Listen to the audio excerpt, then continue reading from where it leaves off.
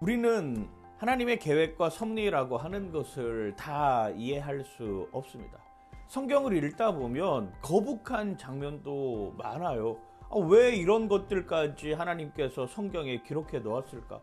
굳이 이것들을 기록해 놓으면서 하나님이 우리에게 말씀하시는 것은 무엇일까라고 하는 이런 이야기들 말입니다. 그런데 우리가 중요하게 여겨야 되는 것은 이런 것들이 무슨 인간의 윤리적인 측면에서 아니면 도덕적인 측면에서 정서적인 측면에서 아니면 무슨 인간이 가지고 있는 정욕적인 측면에서 이런 거 바라보면 이건 정말 이해할 수 없고 이해되어서도 안 되고 설명할 수 없는 이런 일들이에요.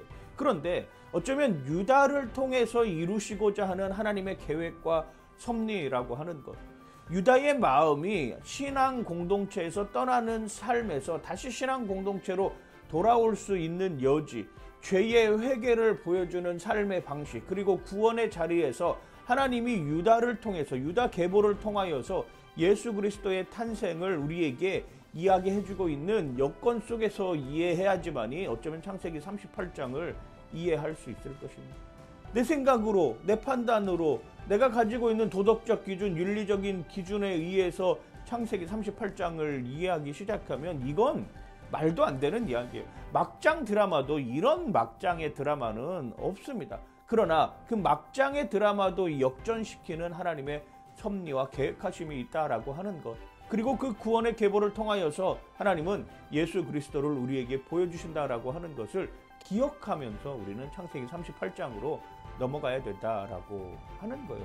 어쩌면 창세기 38장에 나오는 이 다말의 이야기는 마치 룻기에 나오는 룻의 이야기와도 같은 이러한 여정입니다. 하나님은 옳은 일을 하는 것이 아니라 하나님이 하시는 일이 옳다라고 하는 것 말입니다. 그래요.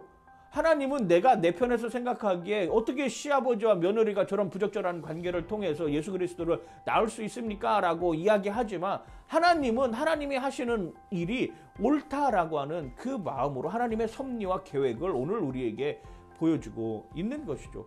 인간은 스스로 생각하기에 항상 이 딜레마에 빠져요. 내가 생각하기에 윤리적이어야 되죠. 내가 생각하기에 도덕적이어야 되고, 내가 생각하기에 그 일이 정말 내 마음과 생각에 맞춰가지고 이루어져야 된다라고 생각하지만 아니요!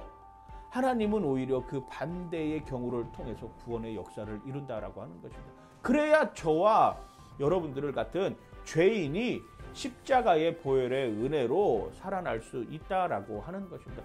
그러기에 오늘도 힘들고 어려운 상황 가운데 놓여 있지만 주님 안으로 들어와서 거기에서 문제를 해결하려고 하는 저와 여러분들 되시기를 정말 주님의 이름으로 간절히 소망하고 축복합니다.